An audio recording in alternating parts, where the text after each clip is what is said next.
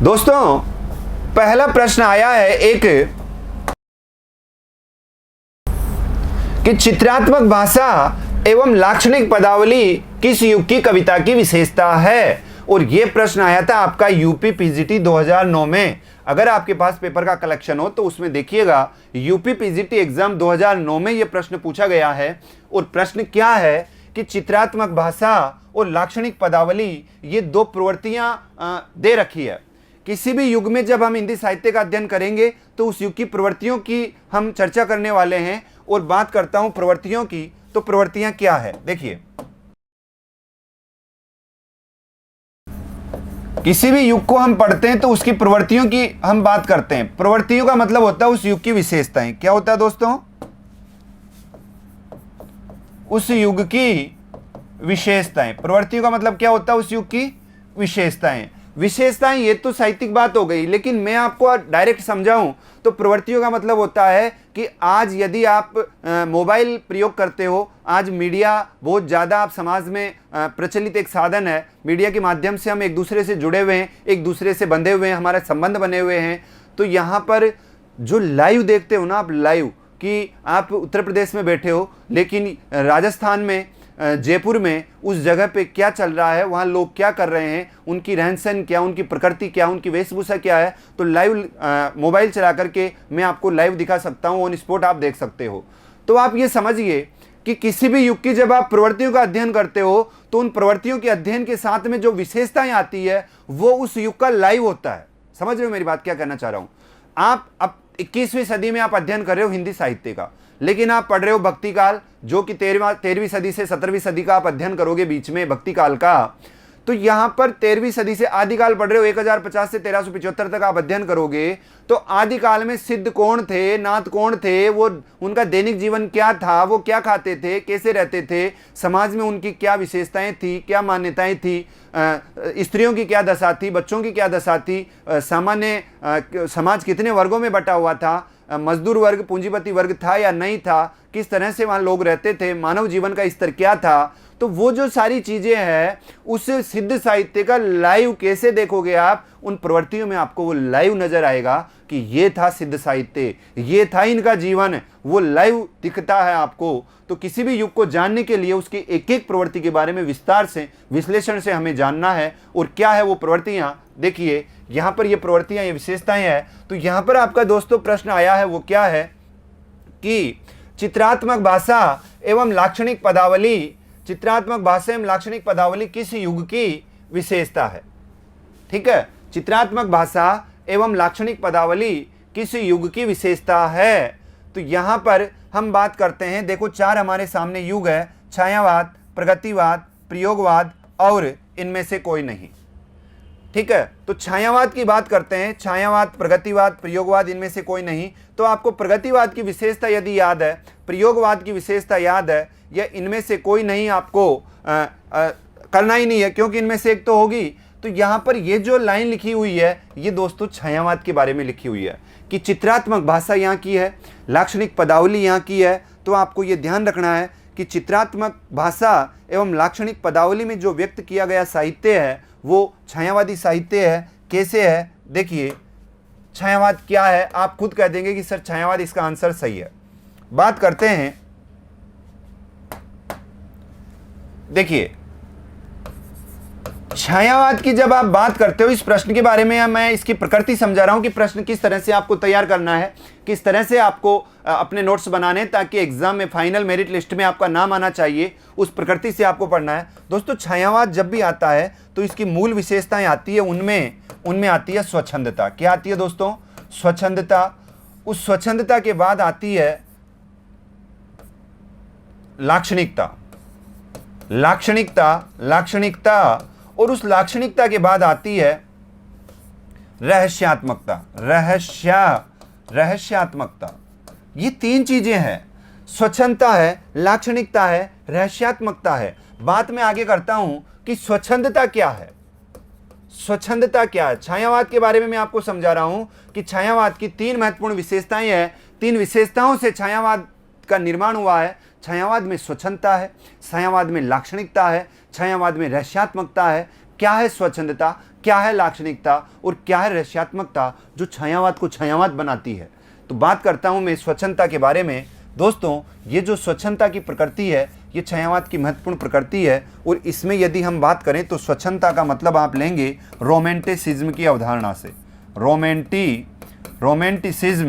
Romanticism का मतलब है नए को अपनाना,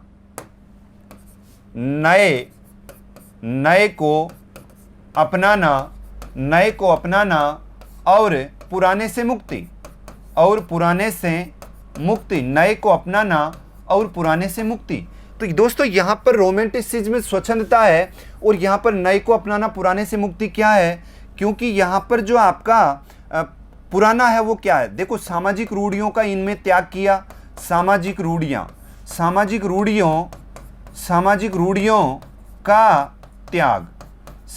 रूढ़ियों का त्याग, ठीक है। इसके अलावा इन्होंने साम्राज्यवाद से मुक्ति पाई। जो आपके साम्राज्यवादी अवधारणा है, साम्राज्यवादी अवधारणा है, तो साम्राज्यवाद से इन्होंने मुक्ति पाई और ईश्वर के परंपरागत रूप से इन्होंने मुक्ति पाई। ईश्वर के परंपरागत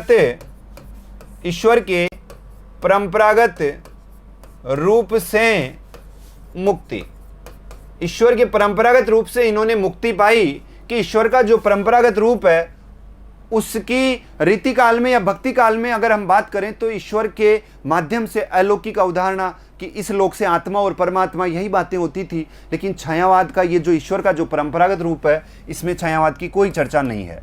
दूसरी बात, हम दूसरे पहलू से बात करें तो छायावादी कवियों ने यथार्थवाद को अपनाया। क्या अपनाया? यथार्थवाद को अपनाया, नहीं, यथार्थवाद का त्याग किया और यथार्थवाद की जगह इन्होंने क्या किया? कल्पना। यथार्थवाद की जगह छायावादी कवियों ने क्या किया? कल्पना को अपनाया। किसको अपनाया? कल्पना को, पहली बात। दूसरी बात कि इनका जो सत्य है, उस सत्य की अवधारणा को इन्होंने, मतलब सत्य को इन्होंने क्या किया? सत्य का त्याग किया और सत्य की जगह इन्होंने क्या अपनाया? सौंदर्य। सत्य की जगह इन्होंने सौंदर्य अपनाया। सत्य का त्याग किया, सत्य की जगह इन्होंने क्या अपनाया? सौंदर्य अपनाया। और छायावादी कवियों ने क्या किया? छायावादी कवियों ने बौद्धिकता को अपनाया, बौद्धिकता का त्याग किया और भावात्मकता को अपनाया। यहां पर अपन लिखें तो क्या लिखेंगे? बौद्धिकता को इन्होंने अपनाया और बौद्धिकता का त्याग किया, क्योंकि बौद्धिकता का त्याग किया और बौद्धिकता की जगह क्या इन्होंने अपनाया? भावात्मकता को अपनाया। समझ रहे हो? भावात्मकता को अपनाया।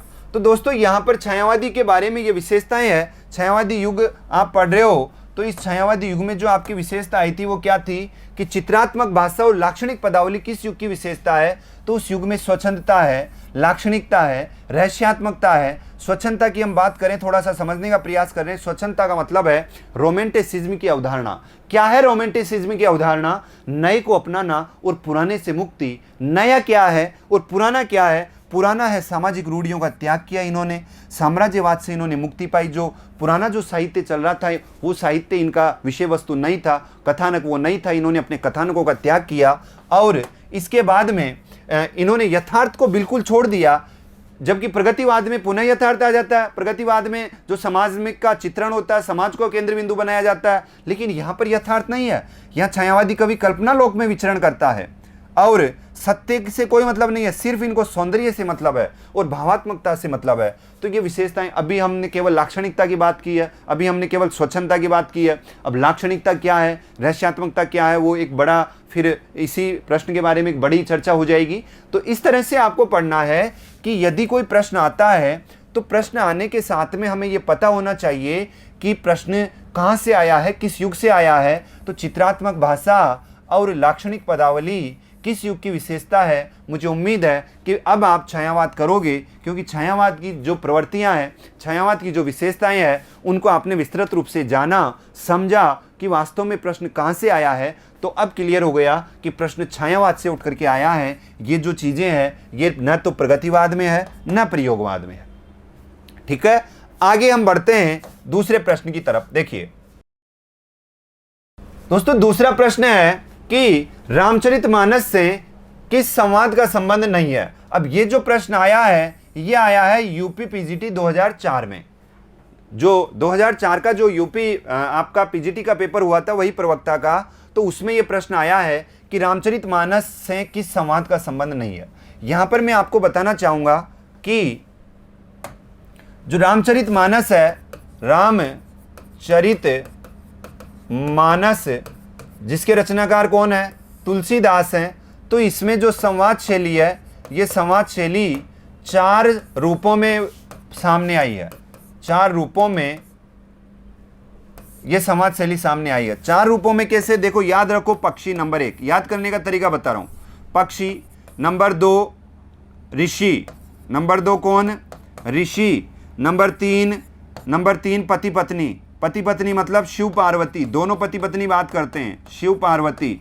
नंबर 3 कौन, शिव पार्वती, पति पत्नी। और नंबर 4 आपको याद करना है पब्लिक। नंबर 4 कौन, पब्लिक। अब पब्लिक में आप क्या रखेंगे, एक तो तुलसीदास हो गए, खुद तुलसीदास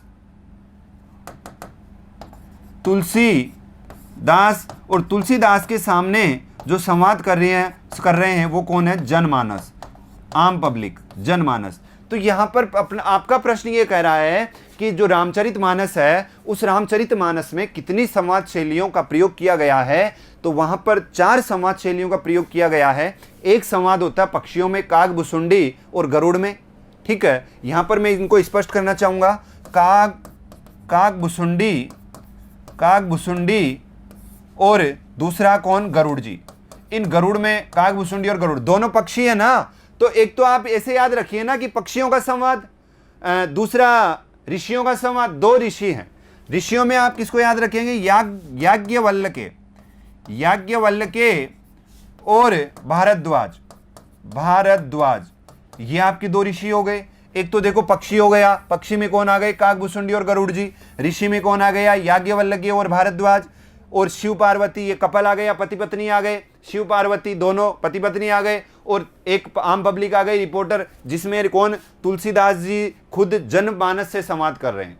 तो यहाँ पर 4 संवाद शैलियों को अपनाया गया है। अब आपका प्रश्न क्या कह रहा है कि रामचरितमानस से किस संवाद का संबंध नहीं है। बताओ, पति पत्नी का नहीं है क्या, पति पत्नी का है या नहीं है, पति पत्नी का है। बताओ, ऋषियों का नहीं है क्या, 2 ऋषि हैं, 2 बाबा जी हैं, जिनमें याज्ञवल्क्य और भारद्वाज है या नहीं है, बिल्कुल है। बताओ, सीता और राम का संवाद आया है क्या कहीं पे, नहीं आया। बताओ, काग, भुसुंडी और गरुड़ का संवाद है क्या पक्षियों का, बिल्कुल है। अब आप कह सकते हैं कि सर आपने बताया था कि ऋषियों का संवाद है, ऋषि आपस में बात करते हैं, पक्षी आपस में बात करते हैं, पक्षी।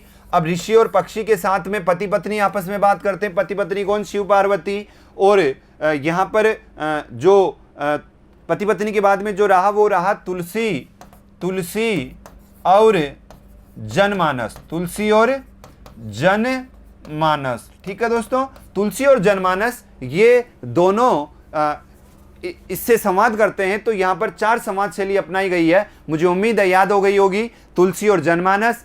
पक्षियों में किसको याद रखेंगे, गरुड़ जी और काग, भुसुंडी। और आपका जो ये ऋषियों में कौन याद रखेंगे, याज्ञवल्क्य और भारद्वाज, शिव और पार्वती। तो उम्मीद है प्रश्न क्लियर हो गया होगा।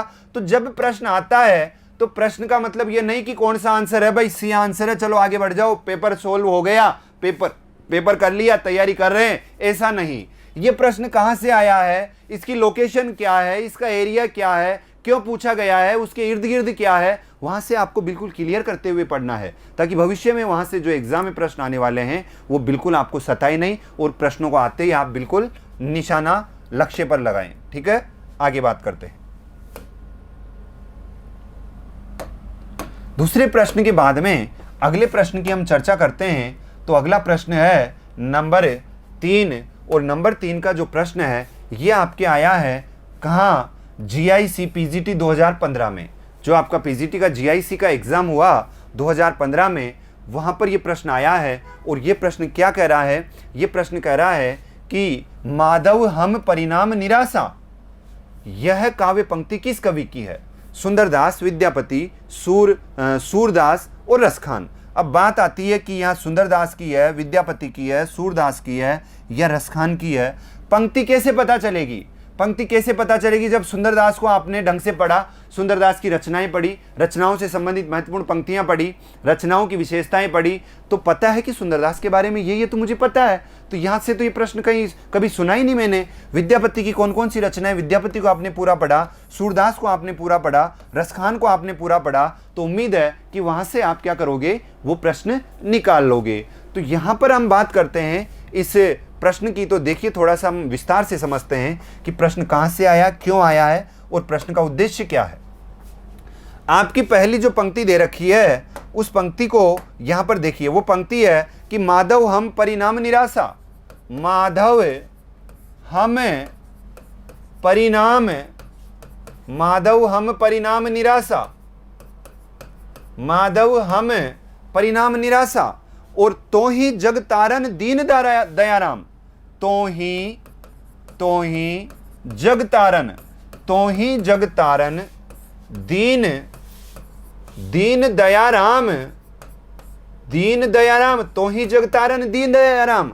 फिर वो हाथों हाथ कहते हैं कि अतय तोहर विश्वासा, अतय तोहर विश्वासा, क्या कहते हैं वो, अतः तोहर विश्वासा। इसका मतलब क्या है कि यहाँ पर ये विद्यापति कहते हैं। क्यों कहते हैं? विद्यापति क्या कहते हैं? विद्यापति कहते हैं कि माधव हम परिणाम निराशा, कि माधव हे ईश्वर, हम परिणाम को जानकर के निराश हैं कि अंत में हमारी गति क्या होने वाली है। तो ही जग तारण दीन दयाराम, अरे माधव, हे भगवान, तुम ही तो इस जग की तारण करता हो, तुम ही तो इस जग से पार लगाते हो। जो अच्छे कर्म करे बुरे कर्म करे सभी को आप ही तो संभालते हो। तो तुम इस जग से हमें तार दो, तुम इस जग से हमें नैया पार उतार दो, हमें 84 लाख योनियों से मुक्ति दे दो। तुम तो दीन हो, तुम तो दया के राम हो, अर्थात हमें मुक्ति प्रदान करो। अतः है तोहर विश्वासा, अरे हमें तो तुम्हारा ही विश्वास है माधव, अरे माधव हमें तो तुम्हारा ही विश्वास है। मुझे तो मेरा जो अंत है वो निराशापूर्ण लग रहा है कि मेरा जो अंत है, मेरा जो परिणाम होगा वो निराशापूर्ण होगा। अब यहाँ पर जब तक आप हो, जब तक मुझे आस है कि तुम मुझे जगत से पार उतार दोगे, मुझे इस दया से, मुझे दया का कृपा पात्र बना करके मुझे यहाँ से आप उभार लोगे, मुझे तो आपका ही विश्वास है। ये पूरी पंक्ति है दोस्तों, ये पूरी पंक्ति विद्यापति की है, और विद्यापति ने इसमें ये पंक्ति कह करके और अपनी बात कही है। इनका ये गीत है, इस गीत में से ये पंक्ति उठाई गई है। अब विद्यापति को आप जानोगे, विद्यापति को आप पढ़ोगे, तभी तो आप ये पंक्ति कर पाओगे कि पंक्ति किसकी है। ठीक है, विद्यापति को कैसे जानोगे? बात करते हैं विद्यापति को कैसे जानेंगे। विद्यापति के बारे में आपको पता है कि विद्यापति का जो जन्म हुआ वो जन्म कहाँ हुआ? विद्यापति का जन्म बिहार के कहाँ हुआ? दरभंगा जिले में, बिहार के दरभंगा जिले में हुआ। और दरभंगा में गांव है विप्सी गांव। कौन सा गांव है? विप्सी गांव। बिहार के दरभंगा जिले में विप्सी गांव में विद्यापति का जन्म हुआ। और विद्यापति का जन्म यहाँ विप्सी गांव में हुआ। और विद्यापति जब साहित्य में आए तो विद्यापति को श्रृंगार, देखिए श्रृंगार रस के वाक सिद्ध कवि कहा गया। क्या कहा गया? विद्यापति को श्रृंगार रस के वाक सिद्ध कवि कहा गया। अब आपसे पूछ ले कि विद्यापति को श्रृंगार रस का वाक सिद्ध कवि किसने कहा है, तो यहां पर आपका जवाब होगा एचपी द्विवेदी। किसने कहा दोस्तों? एचपी द्विवेदी ने विद्यापति को श्रृंगार रस का वाक सिद्ध कवि कहा है। फिर बात विद्यापति की यहीं खत्म नहीं हुई। फिर विद्यापति के बारे में कहें कि विद्यापति रहस्यवादी कवि हैं। और किसने कहा, ये फिर आपसे पूछेंगे कि विद्यापति को रहस्यवादी किसने कहा, तो आपका जवाब होगा जॉर्ज ग्रियर्सन। किस विद्वान ने विद्यापति को रहस्यवादी कवि कहा? ग्रियर्सन ने। फिर आप विद्यापति के बारे में और पढ़ेंगे कि विद्यापति अपरूप के कवि हैं, अपरूप के कवि।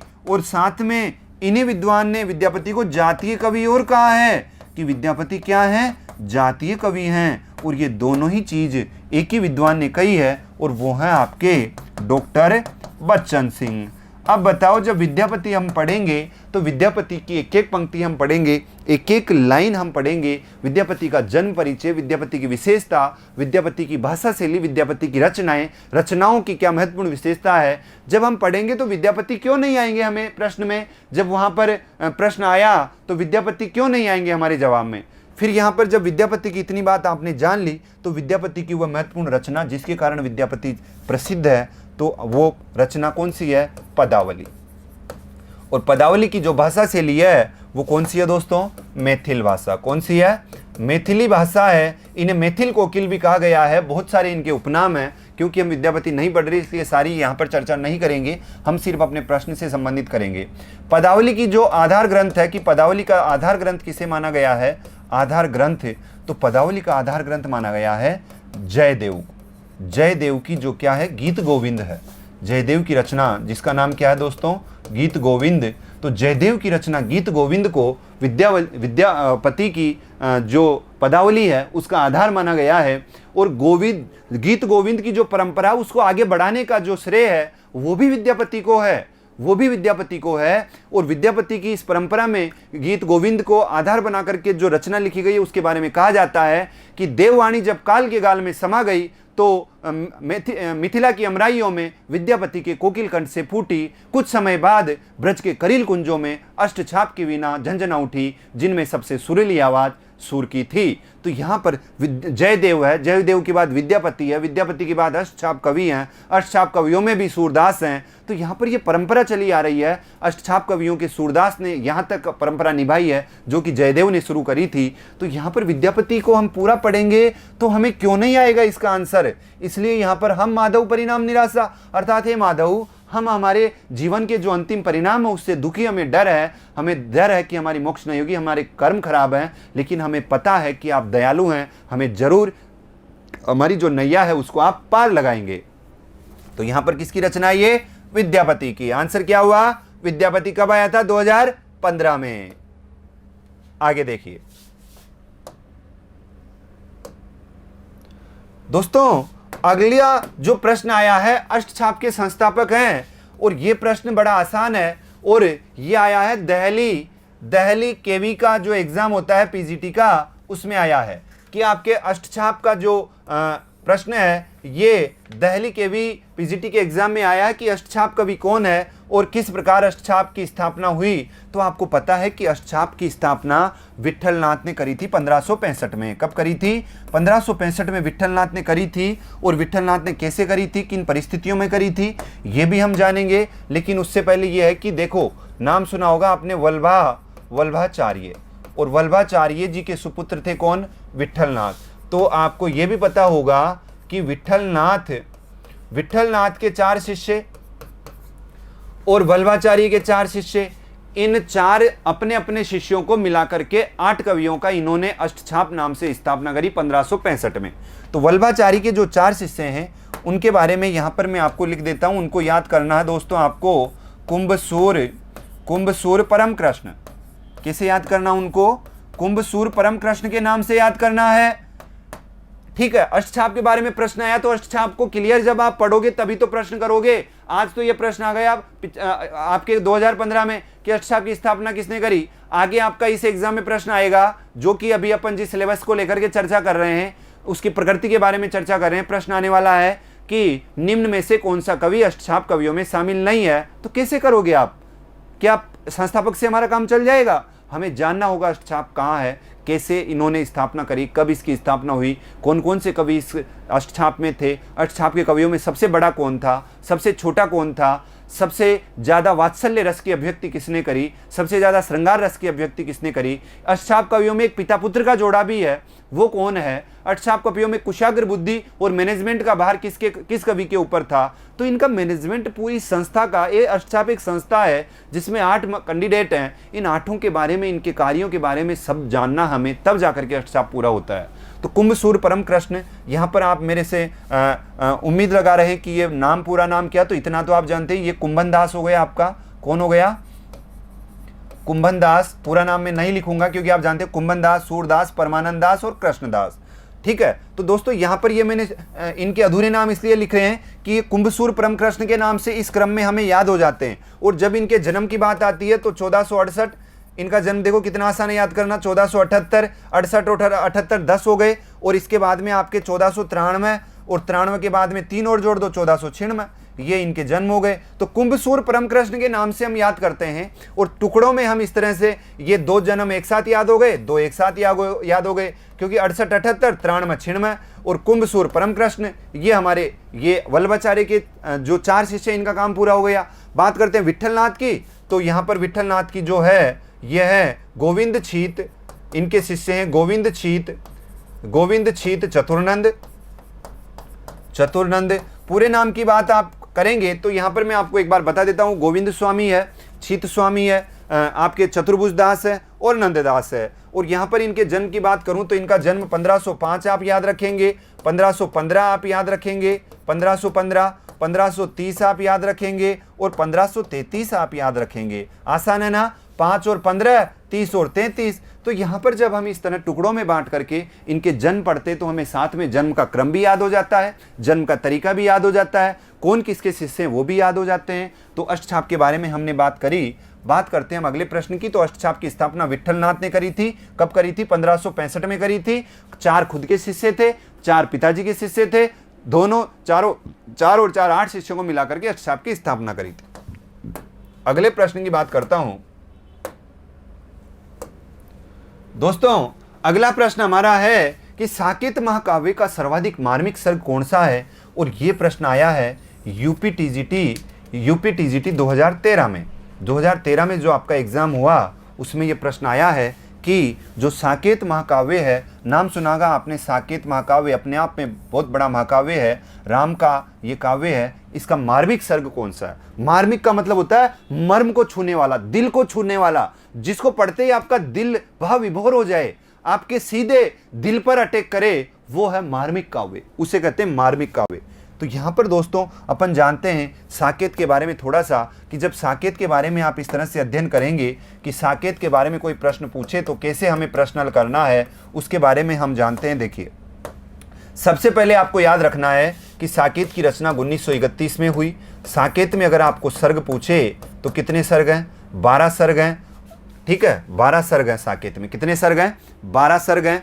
और आपको यह भी ध्यान रखना है कि साकेत जो शब्द है ये किस भाषा का है, साकेत किस भाषा का शब्द है? तो आपको ये ध्यान रखना, ये मूलतः क्या है? पाली भाषा का शब्द है। और पाली भाषा के साथ में इसका अर्थ याद रखना, इसका अर्थ होता है अयोध्या। साकेत का अर्थ क्या होता है? अयोध्या। आपको ये भी ध्यान रखना है कि हिंदी में हमारे जो डॉक्टर रामकुमार वर्मा है ना, डॉक्टर रामकुमार वर्मा के घर का नाम भी साकेत है। क्या? उनके घर का नाम भी साकेत है। जैसे लोग अपने घर का नाम रख लेते ना साकेत, जैसे अभी मुकेश अंबानी के घर का नाम है एंटीलिया, ठीक है, अभी सुर्खियों में बना हुआ है एंटीलिया, वो विस्फोटक सामग्री उसके आगे पाई गई थी। तो मुकेश अंबानी के घर का नाम एंटीलिया है, ठीक है। शत्रुघ्न सिन्हा के घर का नाम रामायण है। अब वहां पर सोनाक्षी सिन्हा को पता है नहीं है राम की कितनी माताएं थी, लेकिन घर का नाम रामायण है। तो यहां पर बात करते हैं रामकुमार वर्मा की, तो रामकुमार वर्मा के घर का नाम क्या है? साकेत है। साकेत का मतलब क्या है? अयोध्या है।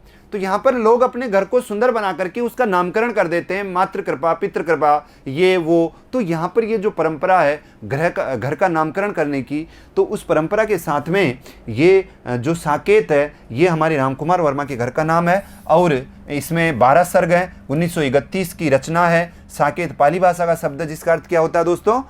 अयोध्या होता है।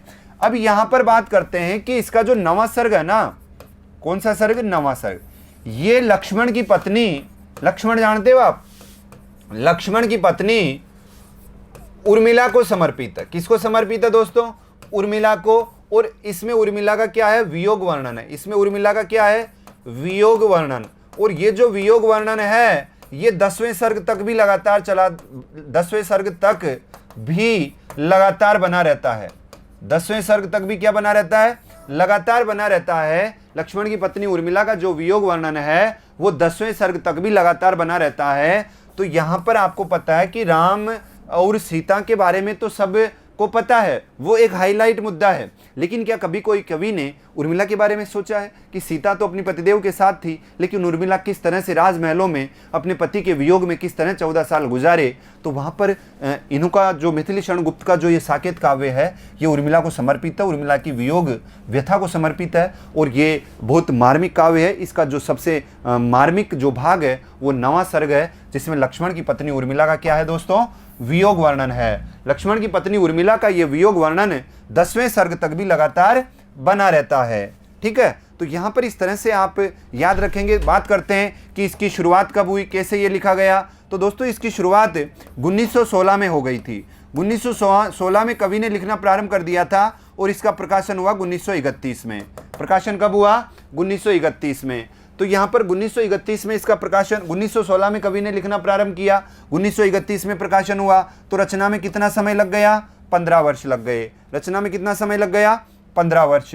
अब बात करते हैं कि अगर आपसे साकेत का समय पूछे कि साकेत का समय क्या है, तो आप लिखोगे कि 1915 में कवि ने लिखना शुरू किया और 1931 में प्रकाशन हुआ। तो रचना में कितने वर्ष लगे, 15 वर्ष।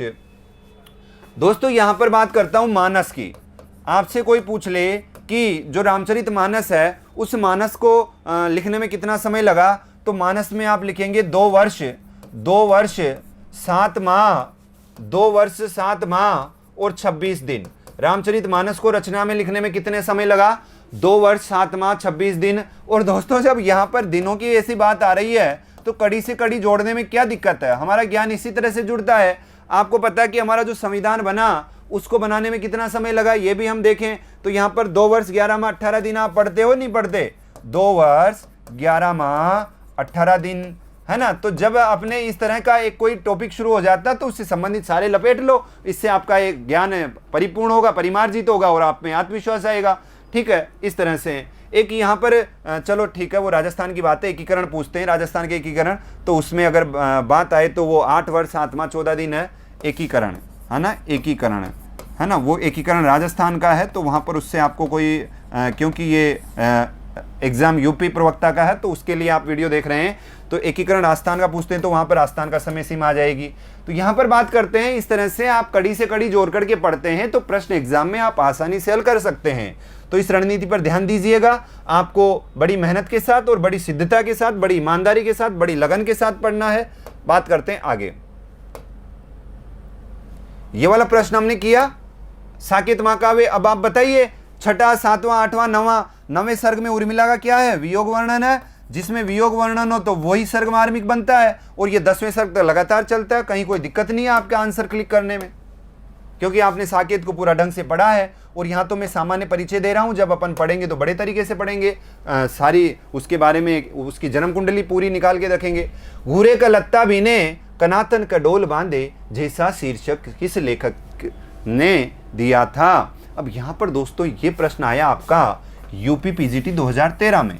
यूपी पीजीटी 2013 में आपका ये प्रश्न आया। तो यहाँ पर आपको ये ध्यान रखना है कि आपके जो प्रताप नारायण मिश्र है, इन प्रताप नारायण मिश्र ने ऐसे शीर्षक दिए, घूरे के लत्ता बीने, कनातन के डोल बांधे। ठीक है, इसके अलावा इन्होंने समझदार की मौत, समझदार की मौत, भों, समझदार की मौत, भों, मनोयोग, मनोयोग, वृद्ध, इस तरह के शीर्षक रखे हैं। तो ये दोनों शीर्षक है ये रचना के प्रताप नारायण मिश्र के। और प्रताप नारायण मिश्र को जानते हो आप, हिंदुस्तान का नारा किसने दिया था हिंदी के हिमायत कविता में, प्रताप नारायण मिश्र ने। प्रताप नारायण मिश्र ने कहा था कि अब 8 मास बीते यजमान, अब तो करो दक्षिणा दान, ब्राह्मण पत्रिका के बारे में। तो प्रताप नारायण मिश्र को जब अपन पढ़ेंगे तो इनके बारे में विस्तृत पढ़ेंगे। कानपुर में इन्होंने नाटक सभा की स्थापना की थी। तो वो सारी चीज़ें प्रताप नारायण मिश्र के बारे में हम पढ़ेंगे। तो यहाँ पर इसका जवाब क्या हो जाएगा, प्रताप नारायण मिश्र।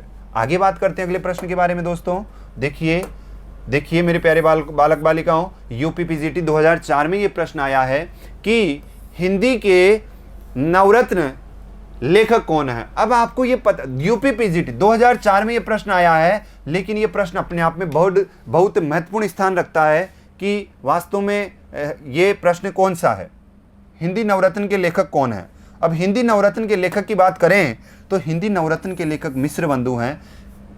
कैसे पता चला आपको मिस्र बंधु? जब आप इसके बारे में पढ़ा, आपने मिस्र बंधुओं के बारे में विस्तृत जानकारी प्राप्त करी, तब आपको पता चला कि ये जो है इसके लेखक मिस्र बंधु है। कैसे पता चला? देखिए, बात करते हैं हम हिंदी नवरत्न के बारे में। दोस्तों, हिंदी नवरत्न का जो प्रकाशन है, हिंदी नवरत्न क्या है? ये क्या है? सबसे पहले जानना ये जरूरी है। ये पुस्तक है। ये क्या है? ये पुस्तक है, और इस पुस्तक का प्रकाशन हुआ 1910 ईस्वी में। कब हुआ जी? 1910 ईस्वी में हिंदी नवरत्न का प्रकाशन हुआ। और आपको ये ध्यान रखना है कि ये 3 भाई थे मिस्र बंधु, लेकिन इसका जो लेखन कार्य है वो 2 भाइयों ने किया था। एक तो गणेश बिहारी मिश्र ने, गणेश बिहारी मिश्र ने, और सुखदेव बिहारी मिश्र ने।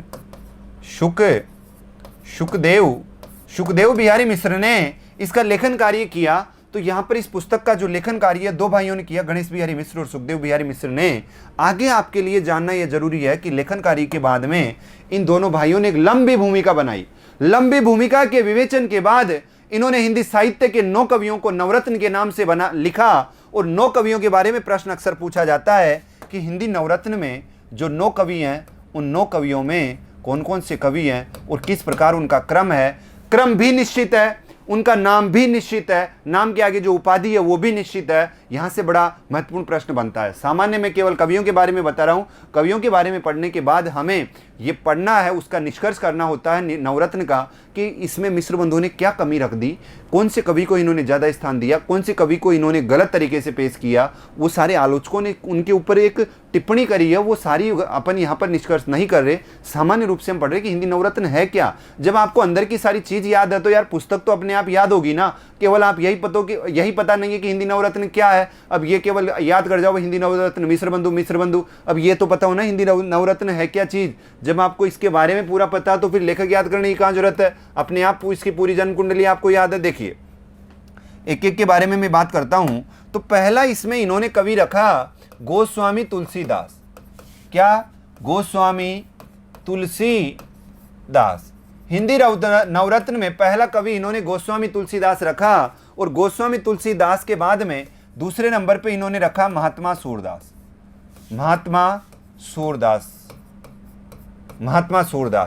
ठीक है। और महात्मा सूरदास के बाद में महाकवि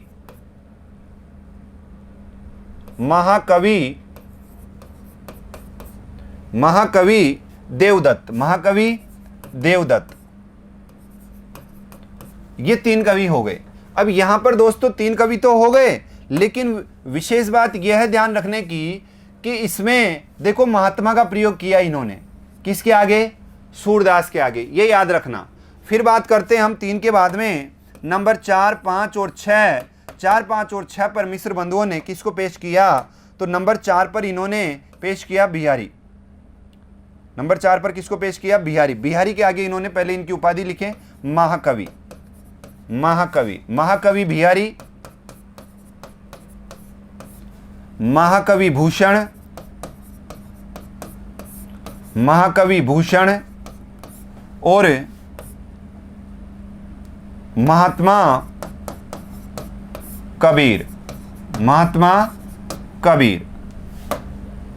इन 3 कवियों के बाद में जो क्रम आता है 7, 8 और 9वें नंबर का, इस क्रम में इन्होंने जो नाम रखा वो रखा कि इसका आपके कबीर को यहाँ पर नहीं, कबीर को यहाँ पर आप केशवदास करिए। ये कबीर नहीं, ये केशवदास है। थोड़ा सा इसको अपन यहाँ पर इन्होंने नाम रखा केशवदास। ठीक है। अब यहाँ पर जो आपके 7वें 8वें नंबर पे आते हैं उनमें देखिए, इनमें सबसे पहले आता है महात्मा कबीर। ये महात्मा भी नहीं है भाई, ये महाकवि होगा। महाकवि है ना। अब लिखेंगे अपन महात्मा कबीर और महाकवि चंद्रवरदाई। और महाकवि चंद्रवरदाई के बाद जो अंतिम कवि है वो है भारतेंदु हरिश्चंद्र। आधुनिक काल के भारतेंदु हरिश्चंद्र। दोस्तों, आपको ये ध्यान रखना जरूरी है कि ये जो महात्मा है ये इन्होंने किन दो कवियों के आगे प्रयुक्त किया है। मिश्र बंधुओं ने हिंदी नवरत्न में जो 9 कवियों का नामोल्लेख किया है उसमें महात्मा किन 2 कवियों के आगे इन्होंने उल्लेखित किया है, महात्मा सूरदास और महात्मा कबीर। और एक बात और विशेष ध्यान रखने योग्य है कि आपके तुलसीदास को इन्होंने उसी रूप में पेश किया जिस रूप में जनमानस में वो प्रचलित है। गोस्वामी तुलसीदास, उनकी जो उपाधि है उसको परिवर्तित नहीं किया, और भारतेंदु हरिश्चंद्र आधुनिक काल को भी इन्होंने छेड़छाड़ नहीं की। तो आपको ये ध्यान रखना कि उन्होंने हिंदी नवरत्न में जो 9 कवियों का उल्लेख किया है उन 9 कवियों में आपके गोस्वामी तुलसीदास और तुलसीदास के बाद में आपके भारतेंदु हरिश्चंद्र, ये जो कवि हैं इनका इन्होंने उपाधि से कोई छेड़छाड़ नहीं की, लेकिन 2 कवियों के आगे इन्होंने महात्मा रखा, महात्मा सूरदास, महात्मा कबीर, और बाकी सभी के आगे इन्होंने महाकवि नाम रखा। महाकवि की उपाधि इनको सभी कवियों को दी। अब वो एक लंबी परिचर्चा हो जाएगी कि किस कवि के बारे में इन्होंने क्या कहा, फिर आलोचकों ने उस कवि के बारे में मिश्र बंधुओं को क्या रिस्पॉन्स दिया, तो वो चीज़ बाद में है। लेकिन हमें इससे ये पता चल गया कि हिंदी नवरत्न में 9 कवि हैं। जब इन 9 कवियों के नाम आपको याद है, उनकी उपाधियां आपको याद है, उनके बारे में डिस्कस हुआ, आलोचकों ने क्या कहा मिश्र बंधुओं को कि तुमने कैसा लिखा, अच्छा लिखा, बुरा लिखा, तुम्हारी क्या कमियां रही, वो कमेंट्स, आलोचकों की टिप्पणी आप याद कर लोगे तो फिर यदि ये प्रश्न आता है कि हिंदी नवरत्न के लेखक कौन थे, तो बताइए आपके लेवल से ये प्रश्न क्या हुआ। बिल्कुल ऐसा हुआ, बच्चे आपके सामने बच्चा हो गया प्रश्न, बिल्कुल लड्डू प्रश्न हो गया कि आपको उस प्रश्न का, आपको पूरी जन्म कुंडली तैयार है लेकिन प्रश्न आपका बिल्कुल ऊपर से उठाया गया है, तो आपको कोई दिक्कत ही नहीं आने वाली। तो यहां पर इस तरह से हम परीक्षा की तैयारी करें, इस तरह से आप इन प्रश्नों को लेकर के चलें। अब बताइए हिंदी नवरत्न के लेखक कौन थे। मिश्र बंधु देखते ही नहीं करोगे, और मिश्र बंधुओं में आप ये कहो ना कि भाई मिश्र बंधु ऑप्शन में नहीं आता, तो भी हमें पता है कि गणेश बिहारी मिश्र और सुखदेव बिहारी मिश्र ने की थी। अब आपसे ये भी पूछ ले कि जो मिश्र बंधु हैं उन मिश्र बंधुओं में आपके कौन से कवि हैं जो कृष्ण बिहारी मिश्र, सुखदेव बिहारी मिश्र और गणेश बिहारी मिश्र, क्या तीनों ने मिलकर के हिंदी नवरत्न की रचना की थी? नहीं, तीनों ने मिलकर के नहीं की थी, केवल 2 कवियों ने मिलकर के हिंदी नवरत्न की रचना की थी। तो यहाँ पर इस तरह से जब क्लियर हो गया सारी चीजें, तो फिर दिक्कत नहीं आनी चाहिए आपको। आगे बात करते हैं अगले प्रश्न की। देखिए, हालात कन्हैया किसकी रचना है? हालात कन्हैया दोस्तों अमीर खुसरो की रचना है, और अमीर खुसरो आपको पता है आपके उत्तर प्रदेश के ही हैं, एटा के। तो यहाँ पर अमीर खुसरो के बारे में अपन केवल आंसर ही देखते हैं, क्योंकि इनकी विस्तृत चर्चा अपन पढ़ेंगे तब करेंगे। हालात कन्हैया किसकी रचना? अमीर खुसरो की रचना ऐसी है कि जन्म सामान्य नहीं मिलती। आगे चर्चा करते हैं अपन। ये यूपी टीजीटी 2003 में आया हुआ है। फिर बात करते हैं, देखिए, यद्यपि मैं उर्दू का बड़ा पक्षपाती हूं, लेकिन मेरे विचार में हिंदी को विभाषा या बोली कहना उचित नहीं है। किसका कथन है? यूपी पीजीटी 2013 में आया हुआ है। अब यहां पर ये जो गारसाद तासी है ना, इनके बारे में मैं आपको थोड़ी सी बात बताता हूं, फिर आपको पता चलेगा कि वास्तव में प्रश्न कहां से आया है और क्यों आया है। देखिए, वो कहते हैं कि मैं यद्यपि उर्दू का बड़ा पक्षपाती हूं, फिर भी मैं हिंदी को विभाषा या बोली कहना उचित नहीं समझता। तो यहां पर आपको यह जानना जरूरी है कि इनका जो इतिहास है, किनका? मिश्र बंधुओं का नहीं, गारसाद तासी का। उस इतिहास का नाम क्या है? इस्तवार दल लिटरेत्यूर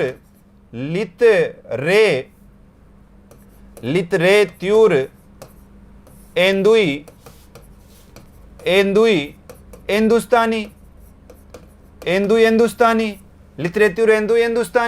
तो यहाँ पर इस्तवार दल लिटरेत्यूर हिंदुस्तानी उनके इस इतिहास का नाम है। तो यहाँ पर दोस्तों इस इतिहास में 738 कवि हैं। आपको पता होगा कितने कवि हैं? 738। इनमें से 72 कवि केवल हिंदी के हैं। बाकी 666 कवि, जो भी आप कैलकुलेशन कर लेना, लगभग इतने कवि बचते हैं। ये हो गए ना, 6 और 2 8 और 12 और 1 13, हाँ 666 कवि उर्दू के। तो यहाँ पर आपको ये प्रश्न चिन्ह बन जाता है कि भाई साहित्य का इतिहास तो हिंदी का लिख रहे हैं, जिसमें हिंदी के तो 72 कवियों का वर्णन है और बाकी सारे उर्दू के कवि हैं, जबकि साहित्य हिंदी का लिख रहे हैं। तो यहाँ पर ये बात होती है कि भाई यहाँ पर हिंदी का उन्होंने कम वर्चस्व रखा, उर्दू का उन्होंने ज़्यादा वर्चस्व रखा, ठीक है। और रही बात ये कि मैं उर्दू का पक्षपाती जरूर हूँ, लेकिन हिंदी को भी छोटी भाषा मानने से मैं मना नहीं कर सकता। ये बात उन्होंने क्यों रखी, कैसे कही? तो दोस्तों यहाँ पर बात करता हूँ मैं 1852 की। 1852 में जो उन्होंने अपने एक व्याख्यान में अपने व्याख्यान में आप शॉर्ट में समझे इसको, अपने व्याख्यान में 1852 में अपने व्याख्यान में ग्यारसाद तासी ने जो हिंदी और उर्दू दोनों भाषाओं की युगपत सत्ता स्थापित की, युगपत सत्ता उन्होंने क्या की, स्थापित की इन शब्दों के माध्यम से। 1952 में अपने व्याख्यान में हिंदी और उर्दू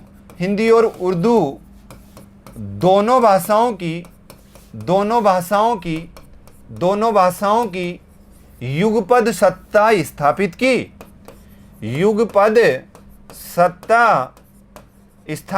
दोनों भाषाओं की युगपद सत्ता स्थापित की। और इन दोनों भाषाओं की युगपद सत्ता स्थापित करने के बाद उन्होंने अपने भाषण में कहा, इसी भाषण में दोनों का महत्व बराबर रखा और इसी भाषण में कहा कि यद्यपि मैं उर्दू का बड़ा पक्षपाती हूं, लेकिन मेरे विचार से हिंदी को विभाषा या बोली कहना उचित नहीं है।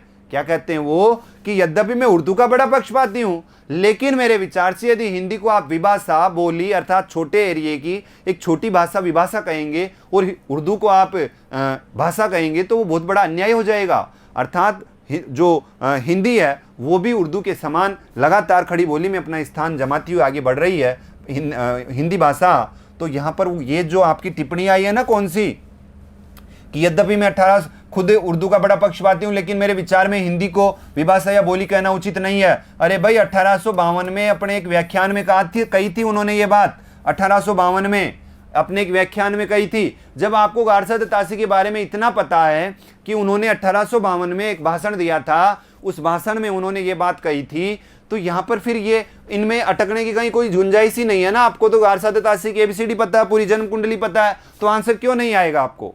आगे बात करते हैं, देखिए और प्रश्न देखते हैं कौन से प्रश्न कब आए हुए हैं। देखिए उत्तराखंड असिस्टेंट प्रोफेसर 2017 में आया हुआ प्रश्न है। क्या है प्रश्न, है कि संत हृदय नवनीत समाना किसकी उक्ति है। ये उत्तराखंड असिस्टेंट प्रोफेसर में आया हुआ 2017 में, बिल्कुल 2017 का। ये देखिए क्या है कि संत हृदय नवनीत समाना।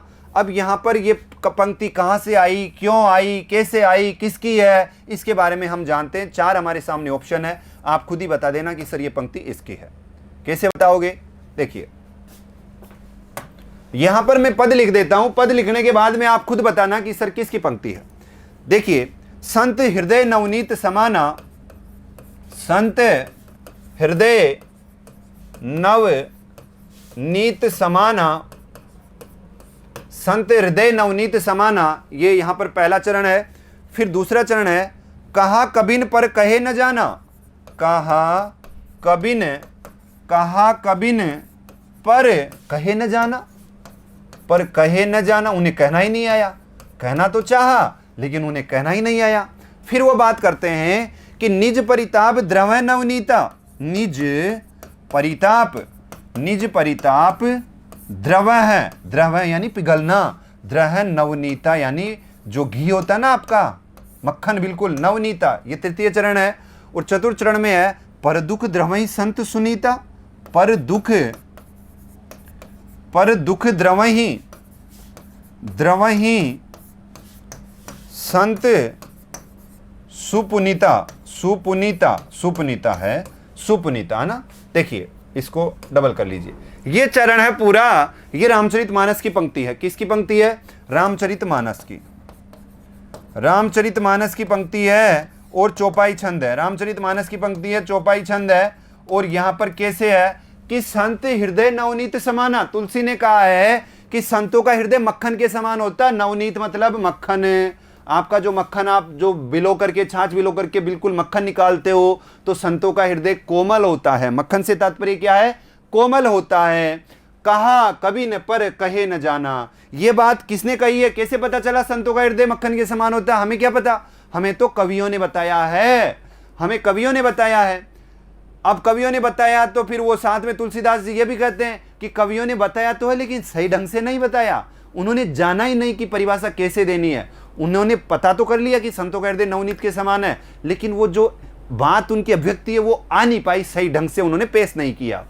निज परिताप द्रवह नवनीता, वो कहते हैं तुलसीदास जी कि निज परिताप, जो मक्खन होता है वो अपने ताप से पिघलता है, कि मक्खन को जब आप ताप लगाएंगे तो वो अपने ताप से पिघल जाता है अपने आप। लेकिन संत तो भाई ऐसे हैं जो पर दुख दूसरों के दुख से द्रवित हो जाते हैं, दूसरों के दुख में एकाकार हो जाते हैं, दूसरों का दुख ग्रहण कर लेते हैं, दूसरों का दुख अपना दुख बना लेते हैं, वो है संत तो, अर्थात मक्खन से भी एक कदम आगे है। तो यहां पर तुलसीदास ने संत लोगों की, जो समाज में जो परोपकारी लोग हैं, उनकी परिभाषा दी है इस पद के माध्यम से।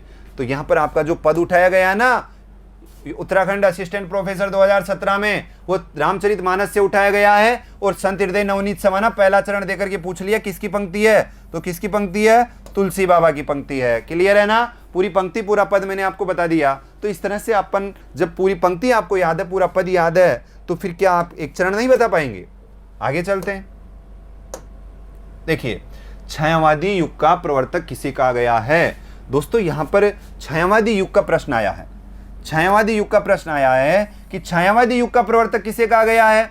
तो दोस्तों यहां पर जयशंकर प्रसाद है, सुमित्रानंदन पंत है, महादेवी वर्मा है, इसके अलावा आपके सूर्यकांत त्रिपाठी निराला है।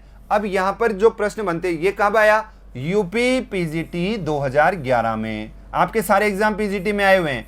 और यहां पर हम बात कर रहे हैं केवल हिंदी साहित्य के इतिहास की। जो भी प्रश्न बन रहा है वो प्रश्न केवल किसका बन रहा है, हिंदी साहित्य के इतिहास का बन रहा है, हिंदी साहित्य के इतिहास का सारा प्रश्न बन रहा है।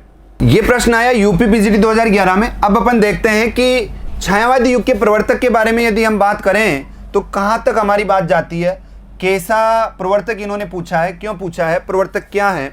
तो दोस्तों यहां पर एक विद्वान आते हैं नंद दुलारे वाजपेयी। विद्वान का क्या नाम क्या है, आलोचक का नाम क्या है, नंद दुलारे वाजपेयी। इन्होंने छायावादी प्रवर्तक माना है, नंद दुलारे वाजपेयी ने सुमित्रानंदन पंत को। किसको माना है, सुमित्रा नंदन पंत। छायावादी युग के प्रवर्तक कौन है जी, सुमित्रानंदन पंत है। फिर दोस्तों दूसरा जो विद्वान आता है वो दो विद्वान है, एक तो है गणपति चंद्र गुप्त। कौन सा पति, गणपति चंद्र गुप्त, और दूसरे हैं ईलाचंद जोशी। ये दोनों विद्वान छायावाद के प्रवर्तक मानते हैं जयशंकर प्रसाद को। किसको मानते हैं, जयशंकर प्रसाद को। दोनों विद्वान किसको मानते हैं, जयशंकर प्रसाद को। दोस्तों इसके बाद में आपके जो आचार्य शुक्ल हैं, आचार्य शुक्ल ने माना है दो विद्वानों को, और इनके दो विद्वान हो गए मुकुटधर पांडे और मैथिली शरण गुप्त।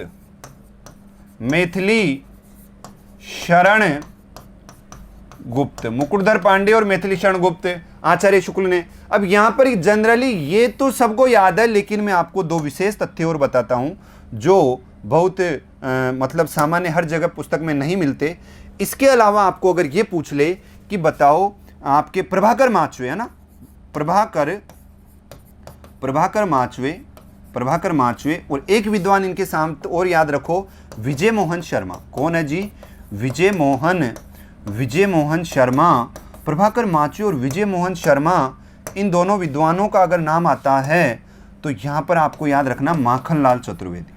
इन्होंने किसको माना है, माखनलाल चतुर्वेदी। इन्होंने किसको माना है, माखनलाल चतुर्वेदी को। दोस्तों अगर गंगा प्रसाद पांडे आ जाए, कौन, यहां पर लिख देता हूं गंगा प्रसाद पांडे। अगर गंगा प्रसाद पांडे के बारे में पूछ ले कि गंगा प्रसाद पांडे ने किसको माना है, तो आप इससे इसे लिख लिए पहले से ही निराला को। किसको माना है, निराला को। सूर्यकांत त्रिपाठी निराला को किसने माना है, गंगा प्रसाद पांडे ने। अब आपके सामने देखो, निराला हो गए है ना, पंत हो गए, जयशंकर प्रसाद हो गए, मुकुटधर पांडे हो गए, मैथिली शरण गुप्त हो गए, माखनलाल चतुर्वेदी हो गए, 6 विद्वान हैं। तो आपको यहाँ पर जब नाम है आपके सामने है तो ये पता होना चाहिए कि किसने किसको माना है। तो यहाँ पर अब बात आती है, क्या आपका प्रश्न क्या कहता है कि छायावादी युग का प्रवर्तक किसे माना है, तो सामान्य अपन जयशंकर प्रसाद को मानते हैं। सर्वमान्य मत जो है वो जयशंकर प्रसाद है, लेकिन अगर के अनुसार पूछ ले तो आपको के अनुसार, विद्वानों के अनुसार ही करना है। ठीक है, आगे बात करते हैं।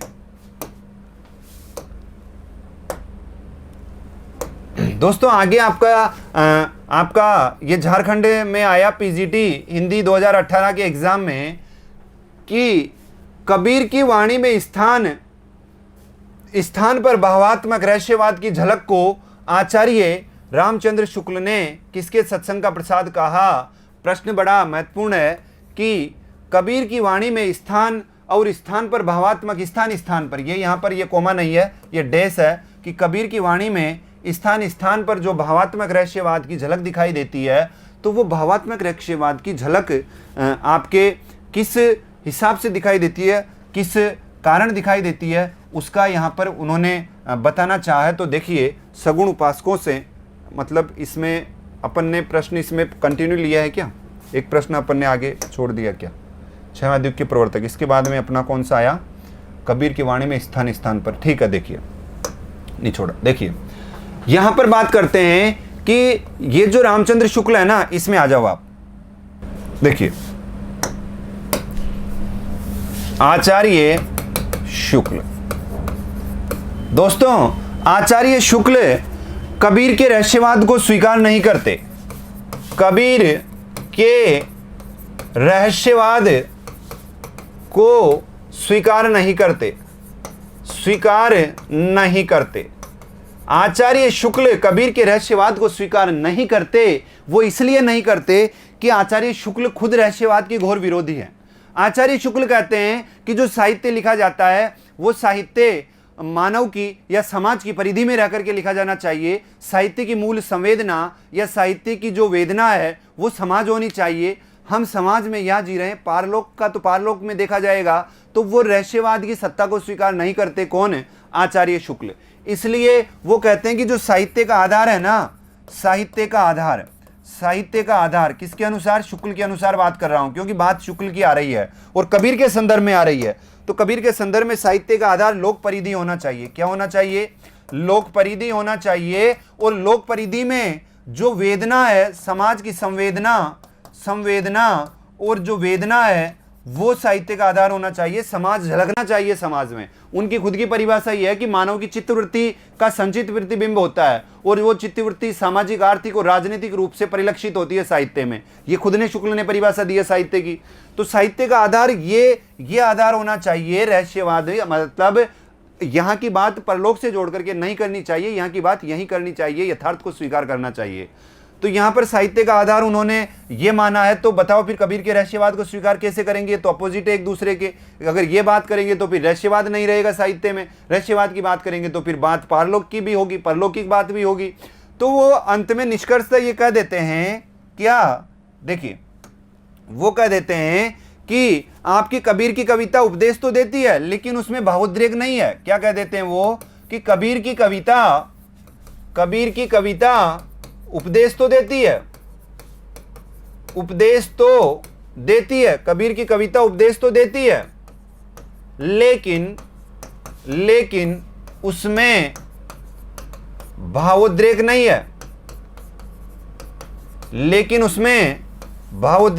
है। किसने कही है ये? आचार्य शुक्ल ने, कि कबीर की कविता में उपदेश भरा पड़ा है लेकिन भावों की उद्भावना प्रकट करने वाली बात नहीं है, वहां केवल उपदेश वृत्ति चलती है कबीर की कविता में। तो कबीर से संबंधित ये बात उन्होंने कही है। आगे बात करते हैं, देखिए तो यहां पर क्या है कि कबीर की वाणी में स्थान पर भावात्मक रहस्यवाद की झलक तो दिखाई देती है। रामचंद्र शुक्ल ने किसके सत्संग का उन्होंने कहा सूफियों के सत्संग का प्रभाव। जब अपन पढ़ेंगे कि कबीर पर सूफियों का क्या, कबीर की जो सूफी हैं उस पर कबीर का और सूफियों का क्या संबंध रहा, तो सूफियों के सत्संग से उन्होंने रहस्यवाद से संबंधित जो बातें हैं वो इनके समकक्ष मानी गई है, इनके समान मानी गई है। तो यहाँ पर तो सूफियों के सत्संग की बात करते हैं। और जो कबीर के संदर्भ में जो आचार्य शुक्ल के कथन है या आचार्य शुक्ल का जो नज़रिया है, जो दृष्टिकोण है, उसके बारे में भी हमने बात की है ना। आगे बात करते हैं। हिंदी साहित्य का दूसरा इतिहास ग्रंथ के लेखक कौन है? दोस्तों हिंदी साहित्य का दूसरा इतिहास डॉक्टर बच्चन सिंह ने लिखा है। हिंदी साहित्य का दूसरा इतिहास डॉक्टर बच्चन सिंह ने हिंदी साहित्य का आधुनिक इतिहास भी लिखा है। हिंदी साहित्य का आधुनिक इतिहास, हिंदी साहित्य का आधुनिक इतिहास ये किसने लिखा है? ये भी बच्चन सिंह ने लिखा है। सुमन राजे ने हिंदी साहित्य का आधा इतिहास लिखा है। तो ये इतिहास, तो आप जब इतिहास लेखन की परंपरा पढ़ते हैं तो उसमें आ जाते हैं सारे, करीब सारे इतिहास आ जाते हैं।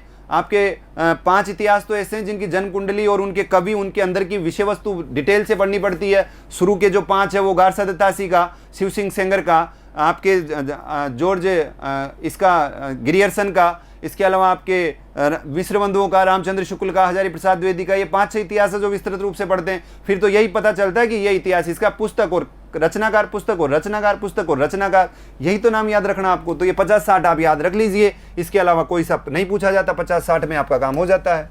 और 1-2 बार आप पढ़ेंगे, 1-2 बार लिखेंगे तो अपने आप याद हो जाएंगे।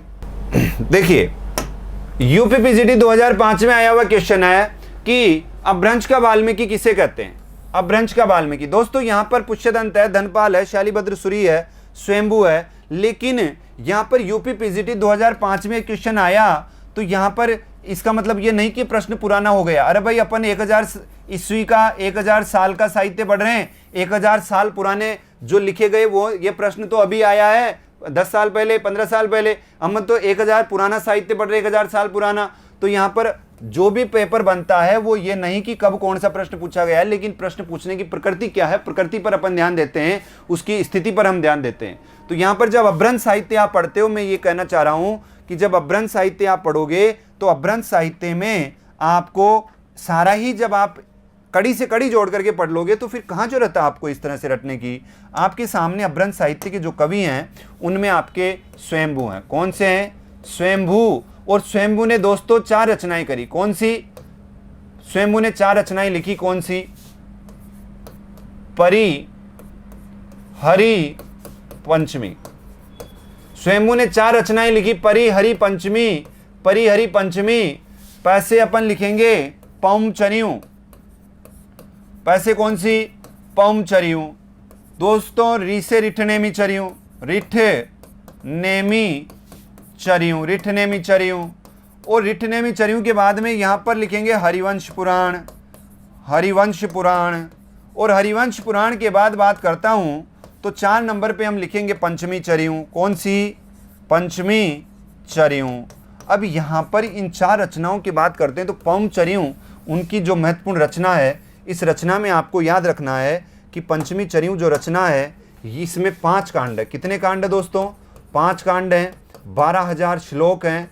12,000 क्या हैं? श्लोक हैं। और आपके इसमें 90 संधियाँ हैं। कितनी संधियाँ हैं? 90 संधियाँ हैं। 90 संधियों में ये भी याद रखना है कि 83 + 7 का हम अंतराल पाते हैं। 83 संधियाँ तो खुद स्वयंभू ने लिख दी थी, लेकिन 7 संधियाँ उनके सुपुत्र श्री त्रिभुवन स्वयंभू ने लिखी थी। आपको पता है कि ये क्या है? ये अधूरी रचना है। आपको पता है ये क्या है? ये अधूरी रचना है। अधूरी और अधूरी रचना। और इस रचना को किसने पूरा किया था बाद में? त्रिभुवन स्वयंभू ने पूरा किया। पूरा किया किसने पूरा किया? इनके पुत्र त्रिभुवन स्वयंभू ने इस रचना को पूरा किया। किसको? पौमचर्यू को। ठीक है। अब यहाँ पर आपको ये भी ध्यान रखना है कि ये जो रचना है, कौन सी? पौमचर्यू, ये अपभ्रंश की प्रथम कड़वकबद्ध रचना है। प्रथम कड़वकबद्ध रचना है। अरे प्रथम कड़वकबद्ध से मतलब है कि आपके जो चौपाई और दोहे का अंतराल है, निश्चित अर्धालियों के बाद में जो दोहा आता है वो कड़वक जानते हो ना आप, तो वो पहली बार शैली इसमें प्रयुक्त की गई। ठीक है। फिर यहाँ पर विशेष अगर अपन बात करें तो विशेष बात में आ जाता है कि बात यहाँ से चली थी कि स्वयंभू अपभ्रंश के वाल्मीकि है या नहीं है। तो दोस्तों आपको ये याद रखना कि ये तो आपके हो गए स्वयंभू और ये आपके हो गए पुष्यदंत। कौन से दंत? पुष्यदंत। आपको याद रखना है कि इनको तो कहते हैं अपभ्रंश के वाल्मीकि और इनको कहते हैं अपभ्रंश के वेदव्यास। अब बात यहां तक ही खत्म नहीं हुई, बात और आगे बढ़ती है। अब बात यहां पर ही आगे बढ़ती है कि जो अपभ्रंश के वाल्मीकि हैं, अपभ्रंश के वाल्मीकि, इसके बाद में यहां पर आपके एक डॉक्टर वे डॉक्टर भयाणी है ना, यहां पे मैं लिख देता हूं डॉक्टर भयाणी। डॉक्टर भयाणी ने इन्हें स्वयंभू को अपभ्रंश के वाल्मीकि ये तो कहते हैं राहुल सांकृत्ययन, ये जो नाम है ये तो राहुल सांकृत्ययन अधिकतर सुझाते हैं। लेकिन एक डॉक्टर भयाणी के नाम से आपसे पूछ ले कि डॉक्टर भयाणी ने क्या कहा, तो दोस्तों याद रखना कालिदास है ना, अपभ्रंश कालिदास और ये है बहुभूति। ऐसे याद रखना जो याद हो जाएं। ये तो है बहुभूति। आपको पुष्यदंत कहें कि पुष्यदंत को बहुभूति किसने कहा? डॉक्टर भयाणी ने। आपके स्वयंभू को कालिदास किसने कहा? डॉक्टर भयाणी ने। और अपभ्रंश का वाल्मीकि और अपभ्रंश का वेदव्यास तो आपको पता है, लेकिन ये तो पूछेंगे ही नहीं पता है जो, तो ये नहीं पता वो पूछेंगे कि डॉक्टर भयाणी ने क्या कहा स्वयंभू को, तो कालिदास कहा, और डॉक्टर भयाणी ने क्या कहा बहुभूति को, तो वो क्या कहा, वो उसने डॉक्टर भयाणी ने कहा बहुभूति को। अब यहाँ पर एक पुष्यदंत के बारे में कोई याद रख लें कि भोला शंकर व्यास है ना, भोला शंकर व्यास ने पुष्यदंत को माघ कवि कहकर पुकारा है। क्या? माघ कवि। किसने? भोला शंकर व्यास ने। तो ये चीजें जब तक आप जोड़ करके नहीं पढ़ोगे, कड़ी से कड़ी मिलाकर के नहीं पढ़ोगे, तब तक दिक्कतें आती रहेगी। ठीक है, बात करते हैं आगे। देखिए, तो अब यहां पर अपभ्रंश का वाल्मीकि किसे कहते हैं? अपभ्रंश का वाल्मीकि स्वयंभू को कहते हैं। फिर विशेष बात, कहते क्यों है ये पता होना चाहिए। कहते हैं, कह दिया, क्यों कह दिया भाई? कारण तो होगा दोस्तों। वाल्मीकि कृत जो रामायण है, उस वाल्मीकि कृत रामायण के जो राम है वो यथार्थ की धरातल पर एक महापुरुष का रोल अदा करते हैं, न कि वो अवतार हैं। वाल्मीकि रामायण में राम को अवतार रूप में प्रस्तुत नहीं किया गया, बल्कि एक महापुरुष के रूप में प्रस्तुत किया गया। वही काम स्वयंभू ने अपभ्रंश भाषा में जो स्वयंभू का जो पौंचर्यू है, उसके राम भी वाल्मीकि राम से मिलते जुलते हैं। वो भी एक अवतार रूप में, भगवान के रूप में नहीं है, वो भी एक महापुरुष के रूप में अपना काम करते हैं। तो दोनों के राम की तुलना एक ही है, दोनों के राम एक जैसे हैं। इसलिए जो वाल्मीकि संस्कृत में, जो वाल्मीकि ने जो काम किया राम के लिए, जैसा लिखा वैसा ही अपभ्रंश में स्वयंभू ने लिखा। वही महापुरुष राम दोनों के समान है। इसलिए उन्हें जो अपभ्रंश है वाल्मीकि है संस्कृत के, उनको वाल्मीकि कहा गया अपभ्रंश का। तो राम की समानता के कारण कहा गया, ये भी हमें पता होना चाहिए। फिर बात करते हैं, देखिए, पुरातनता का यह निर्मोक सहन करती न प्रकृति पलेख, यहाँ निर्मोक से अभिप्राय है। दोस्तों, ये जो चीज़ है ये बड़ी महत्वपूर्ण है, और यहाँ पर आपको ये ध्यान रखना है कि पुरातनता का यह निर्मोक सहन करती न प्रकृति पलेख, यह निर्मोक से अभिप्राय है। यह निर्मोक से अभिप्राय है सांप के शरीर पर लिपटी केंचुली। सांप के शरीर पर लिपटी केंचुली, अर्थात आपको ये ध्यान रखना है क्या कि जो नई कविता है, नई कविता, ये प्रश्न कहाँ से आया है? ये प्रश्न आया नई कविता से। ये प्रश्न कहाँ से आया? नई कविता से। नई कविता मतलब 1943 से 1953, 1943 से 1953 की जो कविता में जो नवीन प्रयोग हुए, कविता में नवीन प्रयोग हुए, 1943 से 1953 तक कविता में नवीन प्रयोग हुए, और उन्हीं प्रयोगों का परिणाम है, उन्हीं प्रयोगों का परिणाम है नई कविता। और आपको पता है कि नई कविता का सन 1953 से 1960 माना गया है, लेकिन ये 1943 से 1953 क्या है? ये प्रयोगवाद है। तो प्रयोगवाद में नए नए प्रतीकों का प्रयोग हुआ, तो वो किसकी तरफ ले गया हमें? नई कविता की तरफ। हम कह सकते हैं प्रयोगवाद उस काव्य धारा की जो आरंभिक अवस्था है, वो नई कविता उसकी विकसित अवस्था है ना? तो क्या समझे कि प्रयोगवाद इस काव्य धारा की आरंभिक अवस्था है, तो नई कविता उस काव्य धारा की क्या है? विकसित अवस्था है। यहां पर बात करते हैं विकसित अवस्था की, तो यहां पर नई कविता की क्या क्या विशेषताएं हैं? नई कविता में नवीनता है दोस्तों। नई कविता में क्या है? नवीनता है। जब नवीनता होगी तो वो सांप की केंचुली आती है ना, तो सांप उस पुरानी स्किन को त्याग करके नई स्किन ग्रहण करता है। केंचुली जिसको बोलते हैं, उसकी खोली जिसको बोलते हैं, उसको उतार देता है काला नाग। तो नवीनता है। नवीनता किस अर्थ में है? कि पुराने साहित्य को उतार दिया, न परमात्मा है, न आत्मा है, न कोई दरबारी संस्कृति है, न भक्ति है, बिल्कुल नया दिमाग, नई चेतना, नई शैली, नई सृष्टि, नई भाषा। नवीनता किस अर्थ में? नवीनता भाव, विचार और शिल्प में नवीनता। भाव में नवीनता है, शिल्प में नवीनता है, विचारों में नवीनता है, सब जगह नवीनता है। ठीक है, नवीनता इस काव्य की विशेषता है। और अज्ञे जी ने तो इन कवियों को नई राहों के अन्वेषी कहा है, नई राहों के अन्वेषी। अज्ञे ने तो इन कवियों को नई राहों के अन्वेषी तक कह दिया कि ये कवि बिल्कुल नए प्रयोग करते हैं सारे के सारे, इसलिए नई राहों के अन्वेषी है नई कविता के कवियों को। फिर बात करते हैं इनकी बौद्धिकता। तो बौद्धिकता में जो चीज़ें आती है उसमें हम ये समझेंगे कि धर्मवीर भारती के बारे में अगर बात करें तो धर्मवीर भारती ने बौद्धिकता के बारे में एक बहुत अच्छी बात कही है। उन्होंने कहा है कि प्रयोगवादी कविता में, जो प्रयोगवादी कविता है, उस प्रयोगवादी कविता में भावना है, किंतु हर भावना के पीछे एक प्रश्न चिन्ह लगा हुआ है। वो प्रश्न चिन्ह इनकी बौद्धिकता की ओर संकेत करता है कि प्रयोगवादी कविता में भावना तो है, लेकिन हर भावना के पीछे एक प्रश्न चिन्ह है, वो प्रश्न चिन्ह इनकी बौद्धिकता की ओर संकेत करता है।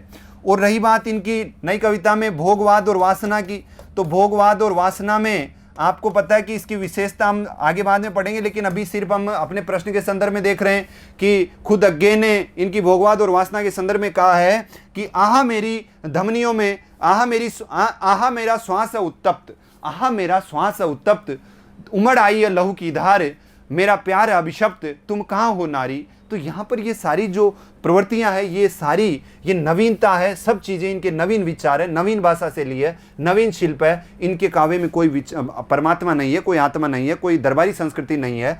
तो इस कारण इनका जो काव्य है वो काव्य क्या है, सांप के शरीर पर लिपटी केंचुली के समान त्याग दिया इन्होंने पुरानी विशेषताओं को। पुरातनता यह निर्मोक सहन करती न प्रकृति पल एक। ये कविता नई कविता की कविता है, नई कविता की पंक्ति है जो नई कविता की विशेषता हमें बताती है। तो दोस्तों, यहाँ पर मैंने आपसे बात करी पहले भाग की, पहले सेगमेंट की, जिसे कहते हैं हिंदी साहित्य का इतिहास। और हिंदी साहित्य के इतिहास में जो प्रश्न यूपी पीजीटी एग्जाम में जो अब तक पूछे गए हैं, उनका मैंने यहाँ आपके सामने सैंपल रखा, कुछ प्रश्नों का कलेक्शन करके। तो यहाँ पर मेरा आपसे कहना यही है कि आगे मैं दूसरे सेगमेंट के बारे में जब बात करूं, दूसरे यूनिट के बारे में जब मैं आपसे बात करूं, चाहे वो भाषा विज्ञान हो, चाहे काव्य शास्त्र हो, तो वहां पर मैं उसी यूनिट के प्रश्नों को लेकर आपके सामने अगली क्लास में हाजिर रहूंगा। उससे पहले आपके दिमाग में ये क्लियर हो जाना चाहिए कि हमें तैयारी किस प्रकार करनी है, किस तरह से हमें तैयारी करनी है कि हम एग्जाम में आने वाले प्रश्नों को देखते ही ये उड़ाएं कि हाँ ये प्रश्न मेरा पता है। जब पूरे प्रश्न की प्रकृति, पूरे प्रश्न की जन्म कुंडली आपके सामने होगी, आपकी नोटबुक में होगी, तो एग्जाम में आने वाला प्रश्न आप बेहद आसान तरीके से हल कर दोगे। तो मेरी शुभकामनाएं पुनः आपके साथ है। यूपी प्रवक्ता का जो इलाहाबाद से जो विज्ञप्ति निकली हुई है, उसमें अभ्यर्थियों, बैठने वाले सभी अभ्यर्थियों को मेरी शुभकामनाएं। सभी का आपका भविष्य मंगलमय हो। मिलते हैं अगली क्लास में। नमस्कार, जय हिंद।